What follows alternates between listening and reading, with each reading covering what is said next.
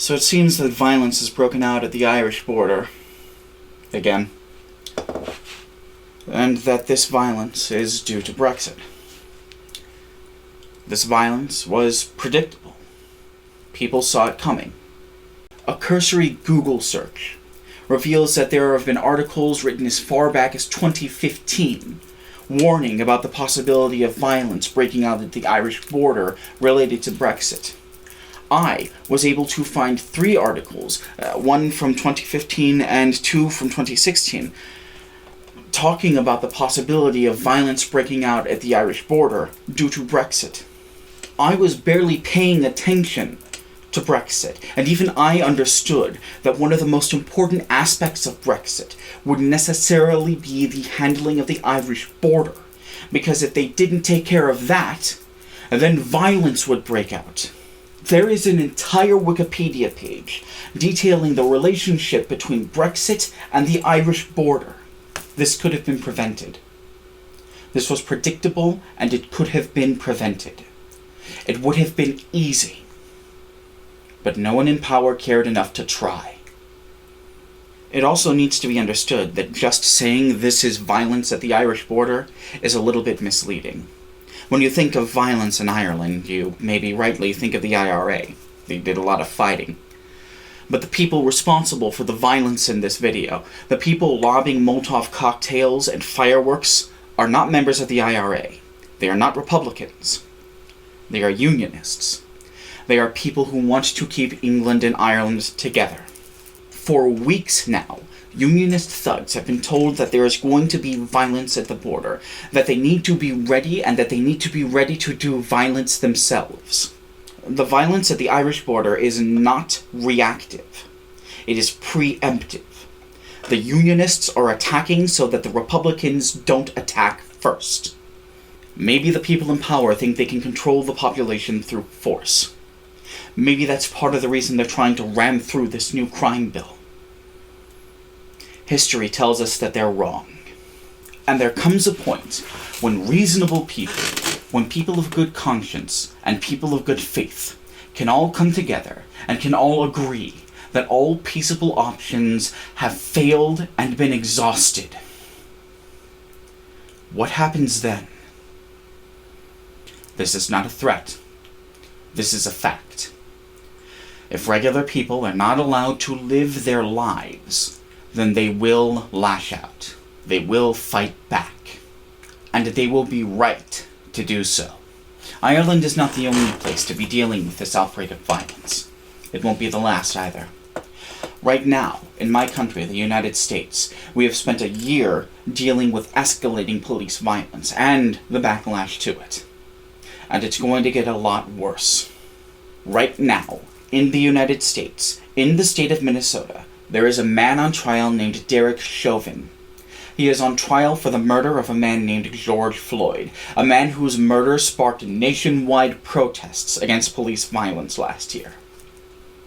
Derek Chauvin will be found not guilty of murdering George Floyd. The reasons for this are complicated, so I will boil it down as much as I can. The 2018 Supreme Court decision, Kilsey v. Hughes, makes it functionally impossible to charge any uniformed, on-duty police officer with any kind of wrongful death. Even when that death is accidental. Even when that death is shown on camera to be accidental, and is admitted to be accidental immediately afterwards. As happened recently.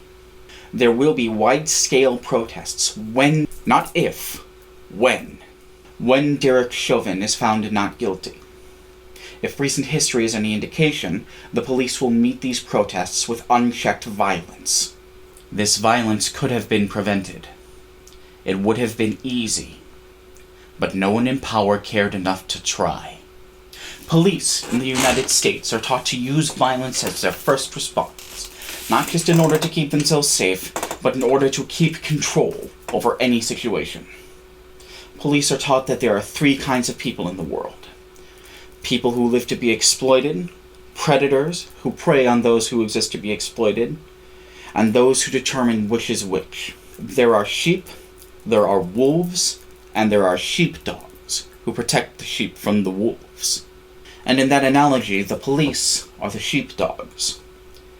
The police are taught to use violence not just as a tool for survival, but as a tool for control. A tool to control an unruly population. They are taught that any violence that they use is justified, because they use it against those who would use more violence, who would do worse violence than them. Or, to put it another way, the violence that the police use is not reactive. It is preemptive.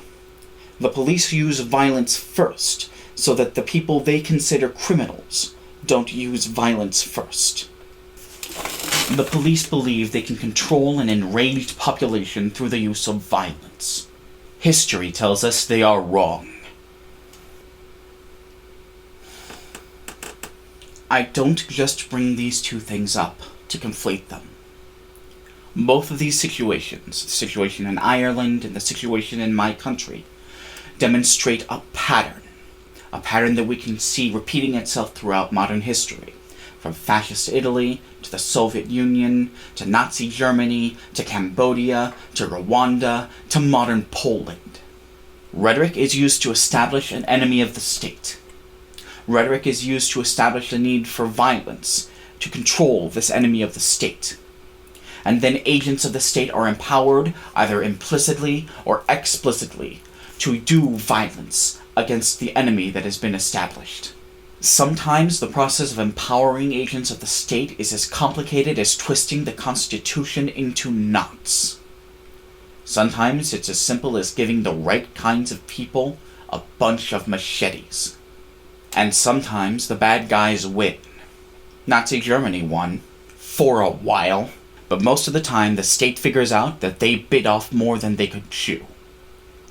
Last time it took England 30 years to figure that out, but they did.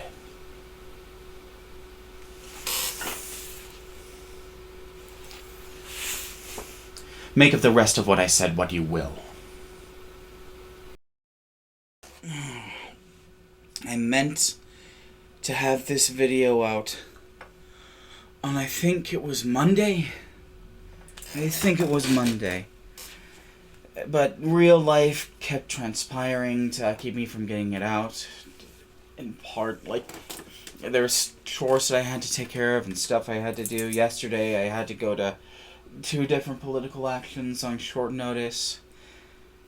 And, the video itself was just really, really emotionally harrowing to make. There's a difference between intellectually understanding that your country is descending into an authoritarian hellscape and, really staring that in the face. Really staring that authoritarianism in the face. So, I'm sorry this all took so long, is what I'm saying. Regular links are in the underbar. You know what that is. That's my Twitter, where I'm watching a lot of black people get shot by the cops. My Curious Cat, if you want to send me harassment. My Ko-Fi, if, I hope you didn't find this video entertaining. It's not supposed to be entertaining. I didn't like making it. But if you found it informative and you have some money to spare, I sure could use some money. The next video, I did a poll on Twitter, which never take Twitter too seriously, but not enough people know about what Kills A versus Hughes is, so I'm gonna do a whole ass video on that. And, yeah, that's the plan, so until we get there, go do something important, and take care of yourselves, alright?